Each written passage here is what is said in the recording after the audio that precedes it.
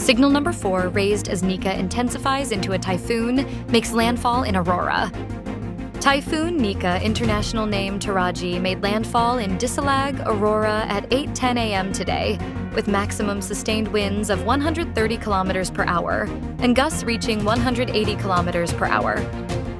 After landfall, Pag-asa said Nika will move across mainland Luzon before emerging over the sea, west of Ilocos Sur, by Monday evening. The typhoon is expected to continue its west-northwestward movement over the West Philippine Sea and is projected to exit the Philippine area of responsibility by Tuesday morning or afternoon. House panel cites 4 OVP executives in contempt for snubbing hearings.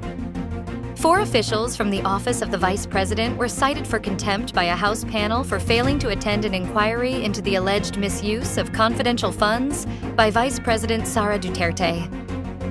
The officials, including Assistant Chief of Staff Lemuel Ortonio and Special Disbursing Officers Gina Acosta and Edward Fajarda, were ordered detained until the committee's final report is submitted, citing their refusal to comply with summons as a violation of House rules.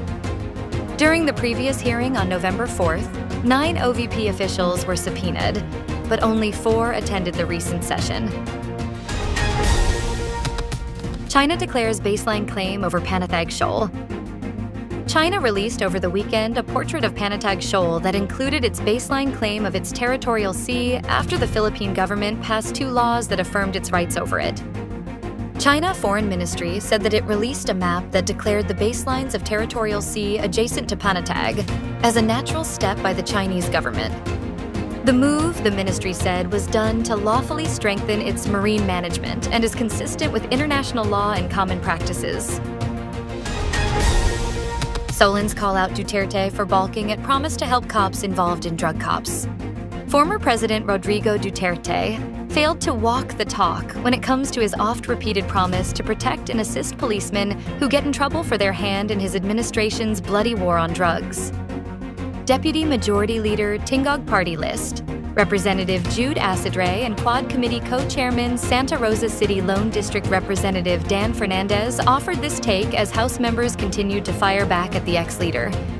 Incidentally, Philippine National Police Chief General Romel Marbil himself had said that Duterte's commitments to the affected PNP personnel were not carried out.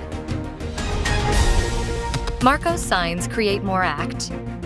President Ferdinand Bongbong Marcos signed the Corporate Recovery and Tax Incentives for Enterprises to Maximize Opportunities for Reinvigorating the Economy, or Create More Act, stressing that it's a decisive step towards a globally competitive and investment-led Philippine economy. Marcos said the signing of the Republic Act No. 12066 was a resounding testament of our commitment to make the Philippines the destination of choice for investments. Peso volatility threatens rate cuts as Philippines eyes growth. With economic growth slowing to its lowest pace since the second quarter of 2023, economists pointed to lower inflation and eased monetary policy as potential catalysts for boosting consumption, although trade barriers and peso volatility could hinder this progress. Admittedly, a continued boost from lower inflation and looser monetary policy should support consumption, stated London-based think tank Capital Economics in its November 7th report. Siobhan Tandon, markets economist at Capital Economics, believes that private consumption in the Philippines has already passed its worst point. However, she doubts this pace of consumption growth is sustainable.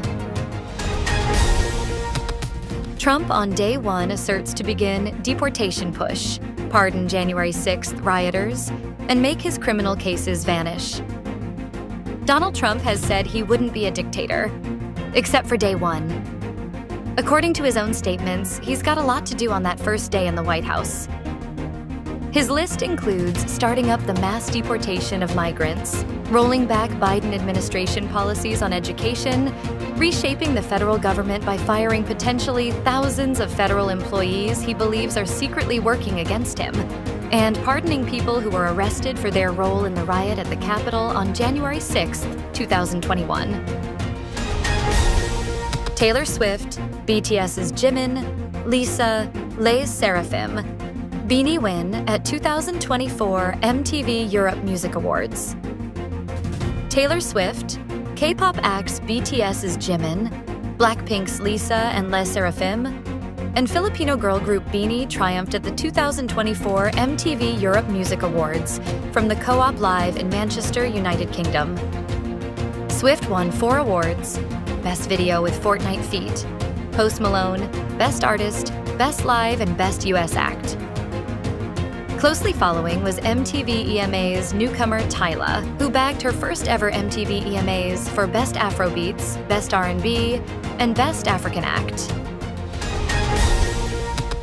Stay updated with the latest news. Visit our website at www.mb.com.ph or follow us on social media.